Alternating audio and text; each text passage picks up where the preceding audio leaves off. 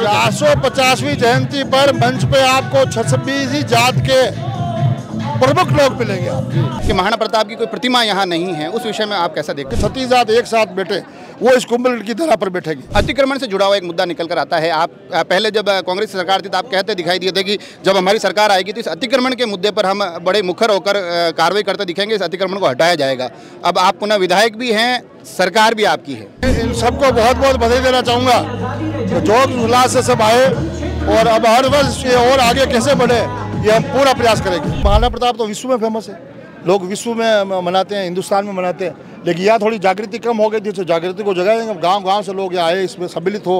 आज हम खड़े हैं कुंभलगढ़ दुर्ग में, और दुर्ग आज दिन ऐतिहासिक है। जैसे मैं बार बार कह रहा हूँ कि महाराणा प्रताप की जयंती है, 484वीं जयंती मनाई जा रही है, मगर इस आयोजन का इस परिसर में होना अपने आप में एक बहुत बेहतरीन स्वरूप लेकर आता है।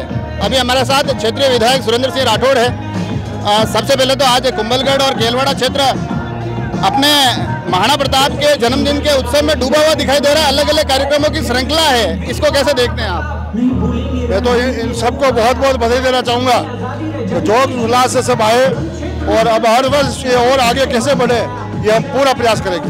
मैं अभी आप मंच से उद्बोधन दे रहे थे, मैं सुन रहा था 97 का एक जिक्र आपने बताया कि तब पहली बार हुआ था, तब भी मैं विधायक था, आज दूसरी बार हो रहा है, तब भी मैं विधायक, और आज 2 कार्यक्रम हैं। तो अब ऐसा लग रहा है कि आगे आने वाले समय में ये हर वर्ष यहाँ हो सके, ऐसा कुछ सुनिश्चित किया जा सकेगा? ये बिल्कुल इससे तय किया जाएगा। एक ही कार्यक्रम होगा, उसमें सरकार भी सहयोग करेगी और हिंदू संगठन जितने भी जुड़े हुए हैं उन संगठनों को भी साथ लिया जाएगा।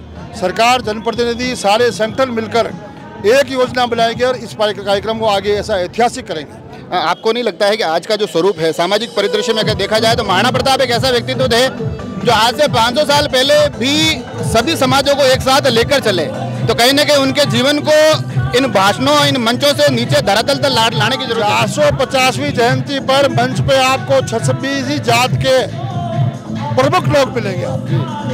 अगला मंच जो सजेगा उसमें 36 जात के सम्मानित उनके जो नेता है, समाज के महत्वपूर्ण लोग हैं, उन सबको सम्मान दिया जाएगा और ऐसा महसूस होगा कि वास्तव में आज जो महाराणा प्रताप के दिल की इच्छा थी कि 36 जात एक साथ बैठे, वो इस कुंभ की धरा पर बैठेगी। बस वही मैं कहना चाह रहा था कि महाराणा प्रताप का जो स्वरूप देखते हैं उसमें हर वर्ग उनके साथ खड़ा दिखाई देता है, तो आज के परिदृश्य में ऐसा लगता है कि महाराणा प्रताप की और भी ज़्यादा आवश्यकता हो गई है।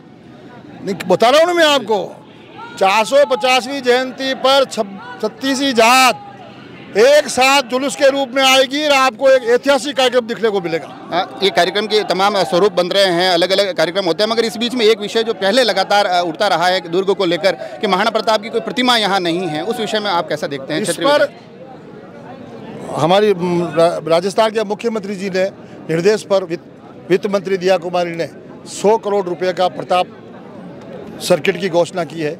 उसमें यह क्या करना है, इसमें अभी सरकार में विचार चल रहा है।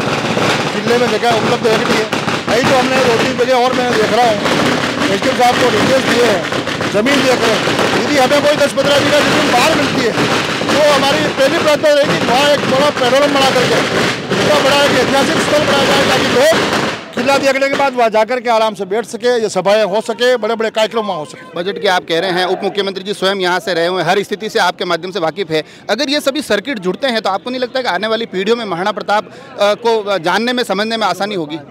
है ना, गाँव तक अभियान चला जाएगा। इत्यादि बड़े सब लोग आते थे, हर गाँव में नहीं। महाराणा प्रताप तो विश्व में फेमस है, लोग विश्व में मनाते हैं, हिंदुस्तान में मनाते हैं, लेकिन यहाँ थोड़ी जागृति कम हो गई थी, तो जागृति को जगाएंगे। गांव-गांव से लोग यहाँ आए, इसमें सम्मिलित हो। एक दिन ऐसा ऐतिहासिक हो जैसे दिवाली होली बनाते हैं हम, इसी तरह महाराणा प्रताप की जयंती बनाएंगे। एक आखिरी सवाल, महाराणा प्रताप की जयंती से इतर दुर्ग से जुड़ा हुआ एक विषय जो आप पहले भी कई बार उठाते रहे हैं, अतिक्रमण से जुड़ा हुआ एक मुद्दा निकल कर आता है। आप पहले जब कांग्रेस सरकार थी तो आप कहते दिखाई दिए थे कि जब हमारी सरकार आएगी तो इस अतिक्रमण के मुद्दे पर हम बड़े मुखर होकर कार्रवाई करते दिखेंगे, इस अतिक्रमण को हटाया जाएगा। अब आप पुनः विधायक भी हैं, सरकार भी आपकी है, आचार संहिता हटी है, समय का इंतजार करो, अतिक्रमण हटेंगे। ये देखिए आप आखिर में आते आते बड़े मुखर तरीके से सुरेंद्र सिंह जी अपने उसे चिर परिचित अंदाज में कहते दिखाई दे रहे हैं कि अतिक्रमण हटेंगे, मगर उससे पहले जो तमाम बातें हुई है, महाराणा प्रताप से जुड़ी हुई जो बातें हुई है, और कहा गया है कि आने वाले समय में यहाँ एक ऐसा ऐतिहासिक कार्यक्रम खड़ा किया जाएगा, एक ऐसा ऐतिहासिक आयोजन होने लगेंगे जिनके माध्यम से जन जन तक महाराणा प्रताप पहुंचेंगे, लोगों के बीच में महाराणा प्रताप को उसी स्वरूप में स्थापित किया जाएगा जैसा वो समाज को जोड़ने के तौर पर दिखाई देते थे। जुड़े रहे राजसमंद एक्सप्रेस से, धन्यवाद।